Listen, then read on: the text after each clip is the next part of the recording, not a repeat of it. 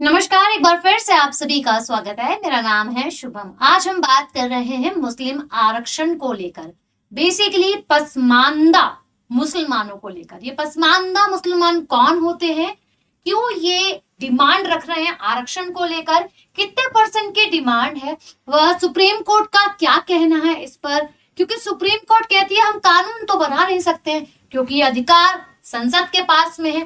तो आइए कंप्लीट करते हैं इस टॉपिक को बहुत अच्छे से। सबसे पहले आप वीडियो को लाइक, चैनल को सब्सक्राइब जरूर कीजिएगा। देखिए, समझते हैं। सुप्रीम कोर्ट के पास में एक याचिका पहुंची है जो कि पसमानदा मुस्लिम्स के लिए है और वर्तमान में इस पर विचार करने की बात रखी गई है और इसे रोक दिया गया है 4 हफ्तों के लिए। तो ये जो आप लोगों की बेंच है, यानी कि जो इस पर सुनवाई करी गई है, वो हमारे 53rd नंबर के सीजीआई सूर्यकांत जी ने और साथ ही साथ जस्टिस जयमाला बागची द्वारा करी गई है।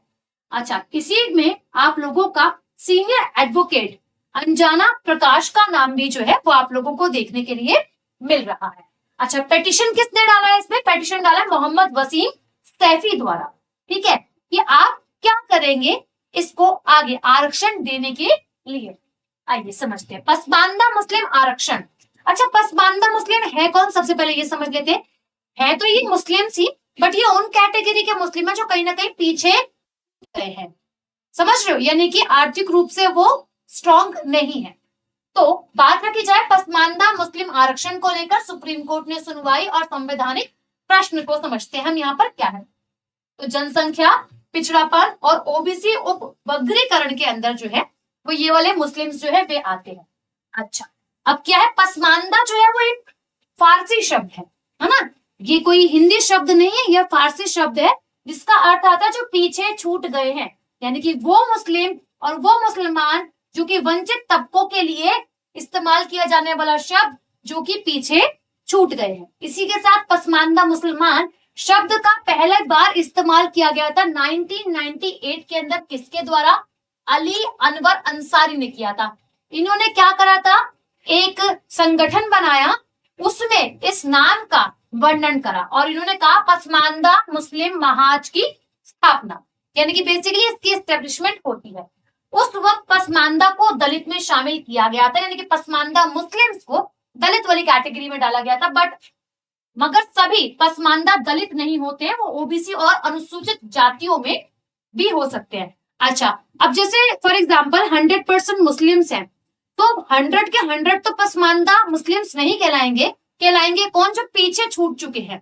यानी कि करीबन भारत के दृष्टिकोण से बात करूं तो मुस्लिम वाली जनसंख्या के अंदर 80 से 85% लगभग आपको पसमानदा मुस्लिम देखने के लिए मिलते हैं। अच्छा, अब यहाँ पर पसमानदा मुस्लिम्स को भी क्या किया गया? कैटेगराइज्ड करा गया।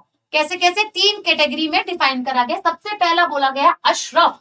अशरफ, ये वाला जो सेक्शन आपको टॉप पे दिख रहा है हायरार्की में, ये जो होते हैं ना, ये काफी थोड़े स्ट्रॉन्ग होते हैं, उच्च वर्ग के होते हैं, है ना। तो आप इसको कुलीन कह सकते हो। दूसरा जो समूह होता है आप लोगों का अजलाफ, ये होते हैं पिछड़े वर्ग के। ठीक है, दूसरे वाले जो आपको कैटेगरी दिख रही है वो कौन सी? अजलाफ, ये होते हैं पिछड़े वर्ग वाले, जिनकी बात हम अभी वर्तमान में कर रहे हैं।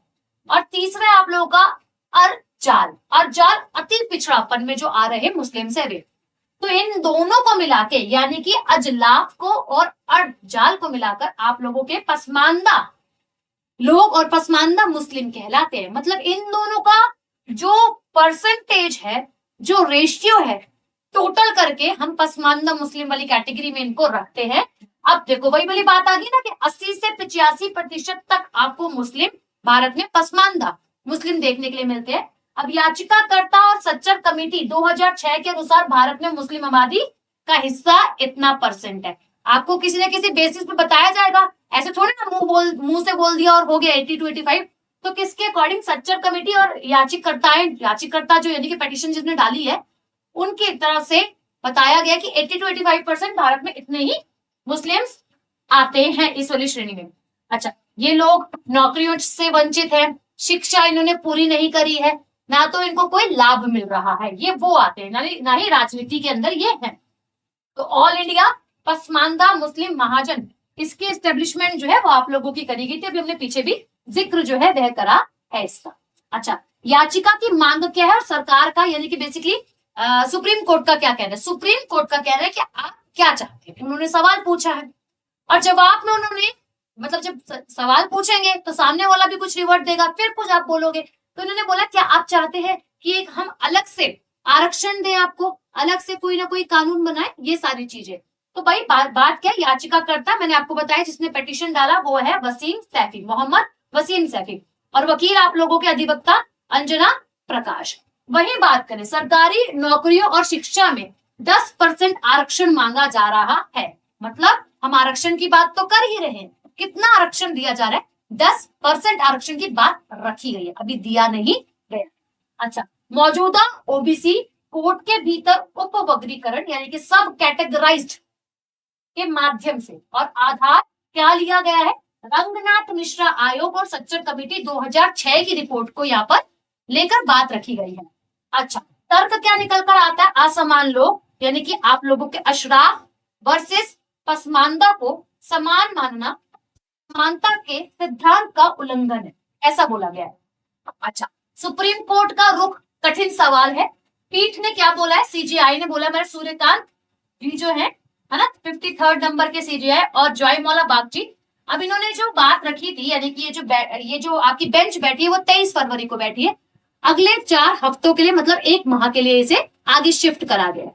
ठीक है, दूसरे गरीब मुसलमानों की कीमत पर आप शायद खुद पसमानदा को बढ़ावा देना चाहते हैं, इस बात के ठोस आंकड़े कहाँ है कि कितने मुसलमान वास्तव में पिछड़े हुए हैं। ठीक है, सुप्रीम कोर्ट ने स्पष्ट करा है कि ओबीसी केवल एक सामाजिक स्थिति नहीं है, आर्थिक स्थिति में भी ये कहीं ना कहीं कारक जो है वह बनता है और वह आता है। ठीक है, तो क्या मुस्लिम्स का रिजर्वेशन कंप्लीट तौर पर बंद कर दिया जाएगा। थोड़े समय पहले हमने आर्टिकल एक और कवर करा था, आपको याद है, जहां पे बोला गया था क्या मुसलमान के बच्चे अब रिक्शा चलाएंगे, क्या वे पकौड़े तलेंगे, कुछ इस प्रकार की स्टेटमेंट आप लोगों ने देखी थी जब उनका आरक्षण छीना जा रहा था उनसे। अच्छा, अब अगर हम बात करें क्या क्या चीजों को देखा जा रहा है, कौन कौन सी चीजों पर बात रखी गई है, तो 2005 में आंध्र प्रदेश का एक मामला था गाइस, उसकी बात करी थी कि सरकार ने 5% मतलब मुसलमानों को 5% तक का आरक्षण दिया गया था, हाईकोर्ट ने उसे रद्द किया। अब 5 जज के संविधान की पीठ के पास ये लंबित रखा हुआ है, रुका हुआ है। वर्तमान याचिका 2026 की बात करें, सुप्रीम कोर्ट ने इस याचिका को आंध्र प्रदेश मामले के साथ टैग करने का सुझाव जो है वे दिया। अब क्या केवल धर्म के आधार पर किसी समुदाय को पिछड़ा वर्ग माना जा सकता है, धर्म के आधार पर नहीं, हम धर्म के आधार पर कैसे मान सकते हैं किसी को पिछड़ा वर्ग, आर्थिक स्थितियां बहुत ज्यादा मैटर करती हैं। ठीक, अच्छा, अब बात क्या है, निष्कर्ष क्या निकल कर आता है, निष्कर्ष अभी कुछ भी नहीं दिया गया है। नेक्स्ट सुनवाई 6 अप्रैल 2026 को करी जाएगी। कोर्ट ने अभी आरक्षण नहीं दिया, मामला अभी सूचीबद्ध है और वही एक्शन आइटम्स क्या है, याचिकाकर्ताओं को यह साबित करना होगा कि पसमानदा मुसलमान अन्य समूह की तुलना से अधिक पिछड़े हैं, यानी कि बहुत ज्यादा पिछड़े हुए हैं। ठीक है, बाकी जितने भी समूह हमने बना रखे हैं।